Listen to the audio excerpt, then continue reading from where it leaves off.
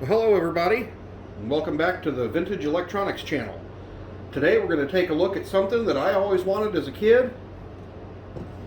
The Fisher-Price PXL2000. This is a kid's video camera that records on cassette tapes. You heard it right. Let's take a look.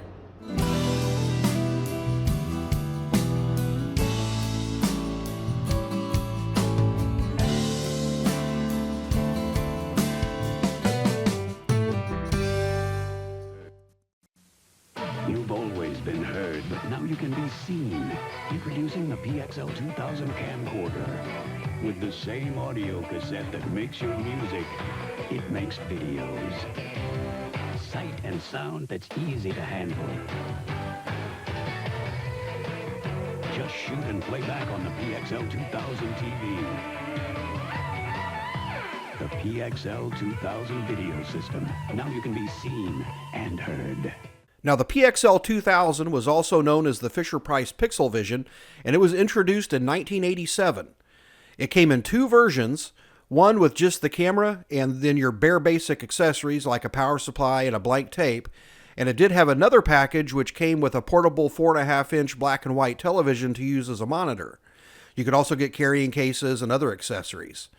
Now, ultimately, the success of it was quite low because of its price. This was $179 when it was introduced in 1987.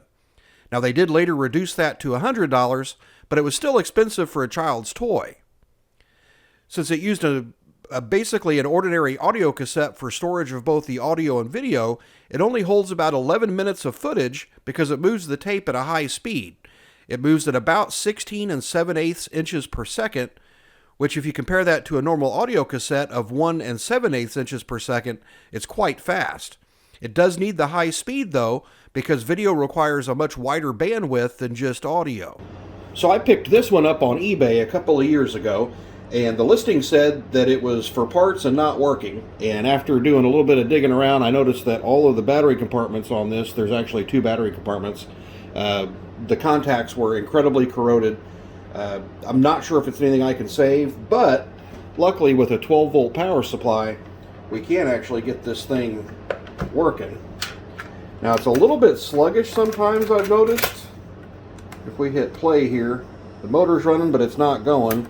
If we bump it a little bit, it'll start running here. So I think maybe we have a bad belt, maybe some lubrication that's dried up. So let's see if we can take this thing apart and figure out what's wrong with it and maybe shoot some video. Alright, so we'll finish getting all these screws out here. Hopefully we can get this thing apart and figure out what's going wrong with it here. I'd like to be able to shoot some video on it and see. I never had one of these when I was a kid. Always wanted one.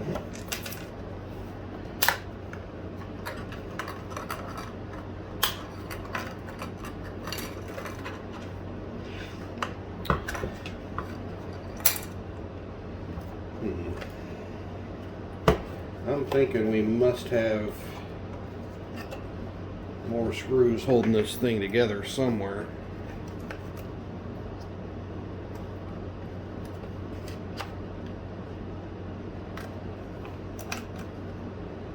Don't see any in the tape compartment. That's pulling apart. Wonder if we've got a screw underneath one of these feet. We sure do.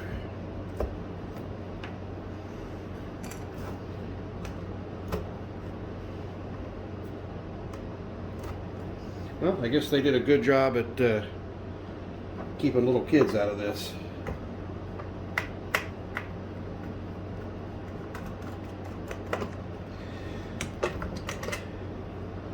Some big screws in there. Hopefully this will let us inside and we can see what's going on with it. I'm expecting the tape mechanism to be pretty standard, although it's running at a much faster speed than a normal cassette deck. I would expect the heads and the mechanism to be the same, because it really feels like it's just running at a fast forward kind of a speed. for the play and record. But we'll see. We'll see what we end up with here. Knowing my luck, I won't have the right size belt for it either. There we go. Now it's starting to come apart.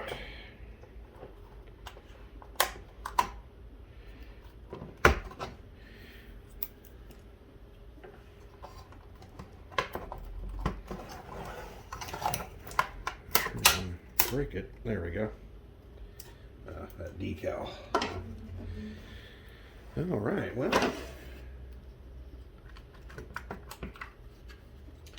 see if we can see how this stuff is held in there. Oh, there's a fair bit of corrosion in this.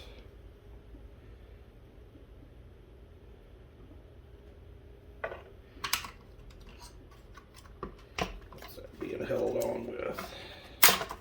There we go. Well, just lost a button there. We'll have to figure out where that goes. All right. Well, that looks like a pretty standard cassette deck.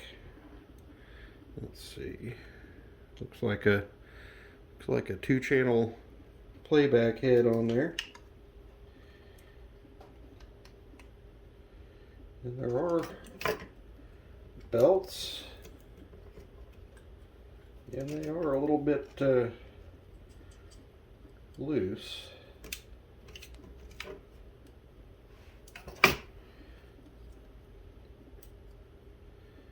There's your image sensor there. You know, it's amazing, and I believe this was 1987 when this came out. It's pretty amazing to me that in 1987 they were able to come up with a way to put video on audio tape. That's pretty impressive. And to sell it as a toy.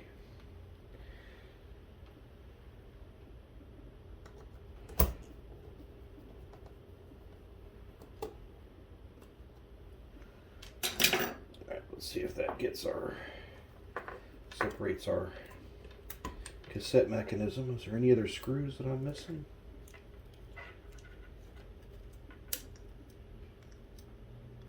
Feels like there's something. Oh, that looks like that little MOSFET there is screwed to the side.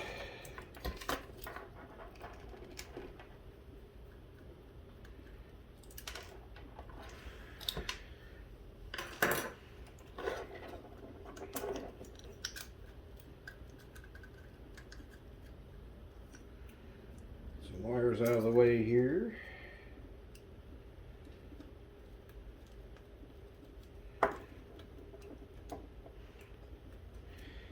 They sure don't make this easy.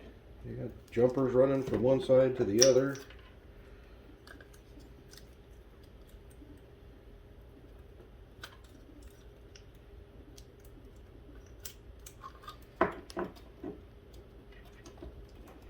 Yeah, they're not making it easy to get in there.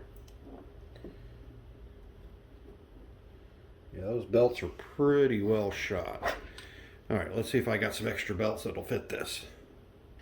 Alright, well it turns out I did have the correct belts. I went ahead and replaced this one, the inner belt there. It's a little fiddly, so it's kind of hard to be able to show you guys. But the belt replacement on this, once you get that thing apart, is pretty straightforward. Just loop it around the pulleys. They both loop around the common flywheel there. So that's better. Now we've got some belts with tension on them. But no, there's not a whole lot to this thing. I mean, it's all integrated circuits like you would expect. I think we'll go ahead and clean the heads while we've got this open.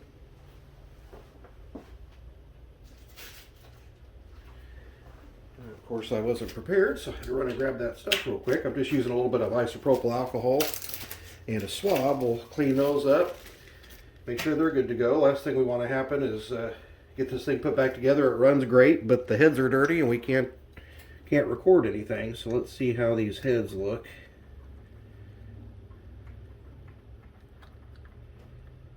Surprisingly, not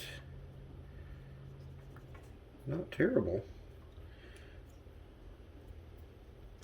Clean off that cap stand there. And it looks like, actually, let's see if I can zoom down on that. Looks like that might be how they're getting some of the extra speed. There's the cap stand right there. And you can see the inner part of that. That's about the diameter of a normal cap stand. And they've got this sleeve on the outside of it here. So it looks like that's how they're getting some of the extra tape speed out of it. They're running the spools at a faster speed, obviously, but you got to be able to get it across that pinch roller and the cap stand to keep the speed constant. So it looks like they've gone with a thicker cap stand there. So that makes sense. I always wondered how they did that. So a little bit bigger cap stand in there. All right, let's zoom this back out a little bit. The heads are clean. Everything looks good. I think I'll lube these up a little bit before I put it back together. And let's put it back together and see how it works. Whew, all right. Well, finally got it back together. Figured out where that piece flew out at. That was the eject mechanism. All right, so we got it back together. I got my power supply plugged in. Those contacts ended up being rusted down to nothing, so there's nothing I can do for the batteries. But let's see if this thing's going to run the tape now. Perfect. So it looks like the belt was actually the problem there. All right, well, let's try to record some video and see if we can get some results out of this thing. Well, the one thing you're going to get out of me is an honest video. If I end up with a failure, you guys are going to see it too. So whether we're recording or playing back, the video that we get is real modeled. There's no detail at all. And I got to looking at the CCD, and there's something goofy going on with the actual CCD chip.